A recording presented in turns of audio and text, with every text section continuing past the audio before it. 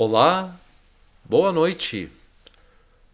Estamos aqui para mais um encontro. Convidamos o pessoal para tomar os seus lugares na nossa sala.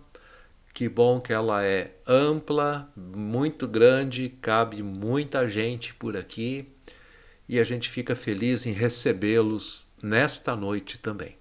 Finalizando a semana, iniciando mais um fim de semana, mas nós queremos ainda trazer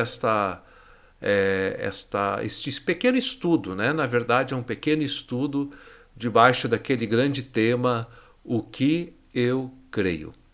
E hoje, então, nós vamos tratar de um assunto que para algumas pessoas é problemático, para outras não é tanto. Mas nós vamos falar sobre milagres. Tá legal? A pergunta, ela vem debaixo de um tema geral: milagre e lei da causa e efeito. Então, a constatação ou a pergunta, ela parte do seguinte princípio. Vou ler aqui. Mas não acontece que no milagre a lei da causa e efeito vai sendo ignorada? Os milagres de Jesus, suas curas, por exemplo, não implicam numa ruptura, uma violação das leis da causa e efeito?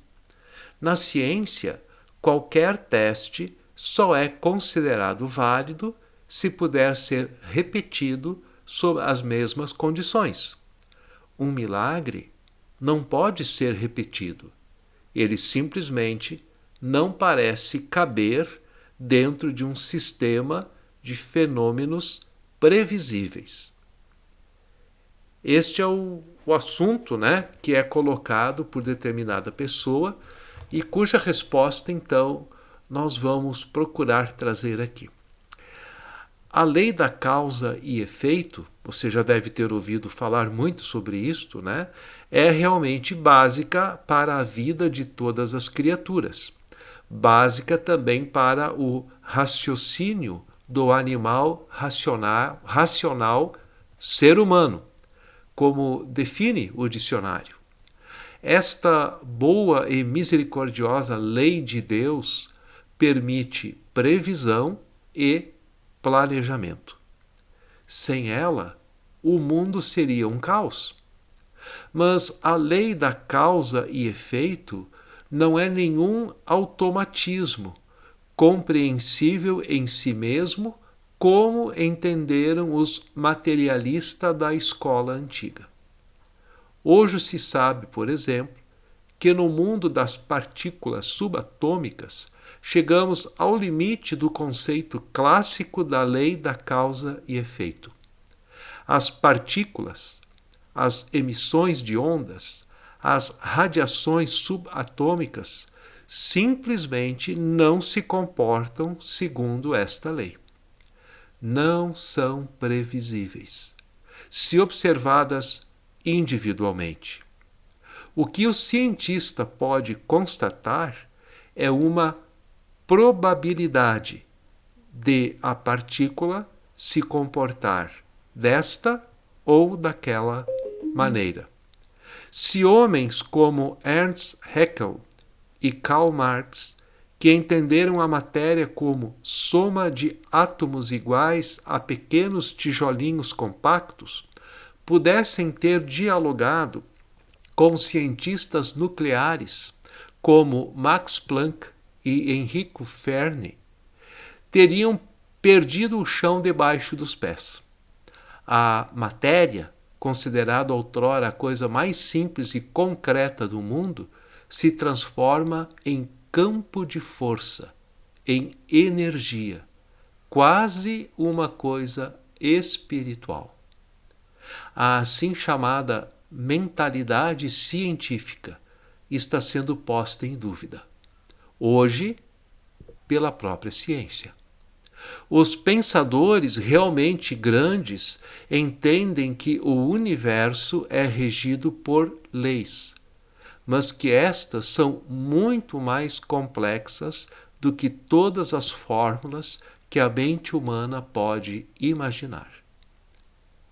Einstein chegou a confessar humildemente que nosso conhecimento se assemelha a uma clareira aberta numa imensa floresta. Enquanto a clareira for pequena, os limites com o desconhecido são diminutas. Quanto mais a clareira crescer, crescem também os limites com o desconhecido. Os vultos do primeiro escalão científico da nossa era são homens humildes e são homens admirados. O diálogo entre a ciência e a fé hoje é uma tarefa muito mais promissora do que há 100, 150 anos atrás. Mas não ignoro que o que acabo de dizer não é uma resposta adequada à sua pergunta. Você compreende corretamente que o milagre bíblico rompe os horizontes de nossa mente, que o milagre bíblico rompe com também os horizontes da nossa experiência. Ele não cabe mesmo num sistema de fenômenos previsíveis. Um milagre que pudesse ser repetido sob as mesmas condições, com os mesmos ingredientes, não seria um milagre. O milagre é um ato soberano de Deus. Ele nos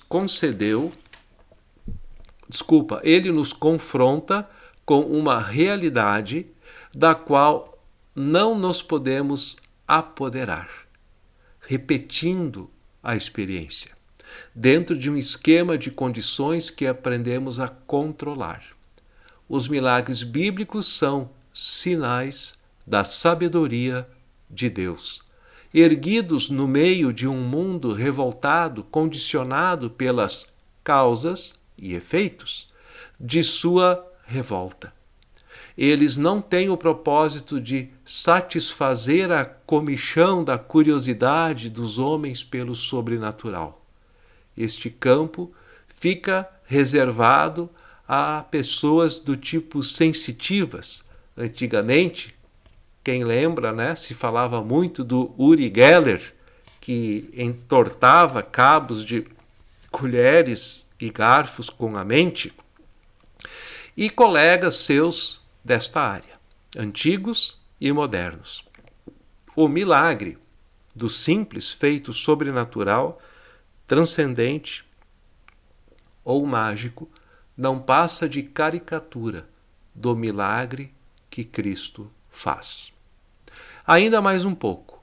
Milagres autênticos e falsos. E qual seria, então, a diferença básica? Os milagres relatados na Bíblia não são simples fatos miraculosos neutros. Não foram feitos para provar ao descrente a existência de Deus. Tais milagres Jesus rejeitou redondamente. Nos milagres de Jesus manifesta-se o poder de Deus que vence os poderes que querem destruir a boa criação de Deus, que obscurecem a imagem de Deus no ser humano. Os milagres sempre são parte integrante da luta de Jesus pelo ser humano, por seu corpo e por sua alma. Luta que tem por fim salvar o ser humano, levá-lo a Deus, restituir-lhe a imagem e a identidade perdidas. São manifestações secundárias do milagre primário, da revelação de Deus em Cristo, do amor do Pai onipotente às suas criaturas perdidas. Assim, Jesus não se limitou a curar doenças físicas. Ele curou para abrir um caminho para o ser humano, emaranhado no cipoal de sua culpa e de seu sofrimento, libertando-o de sua prisão, despertando-lhe a fé, perdoando-lhe a culpa e estabelecendo um novo relacionamento com Deus. Os milagres de Jesus têm dimensão salvífica. eles não tratam sintomas, mas interferem com a causa primária da desgraça do ser humano, com sua perdição, a sua alienação de Deus. O assunto continua, mas segunda-feira, se Deus quiser, a gente volta e a gente se encontra de novo. Desejo a todos vocês um abençoado fim de semana. Quem tiver oportunidade, participe do culto na sua igreja, se lá, né, os cultos retornaram, presenciais. Se você está dentro, né, do quadro de pessoas que podem ir, vá ao culto, encontre seus irmãos e suas irmãs, mesmo que não vai dar para dar aquele abraço gostoso, aquele sorriso largo, mas os olhos falam muito.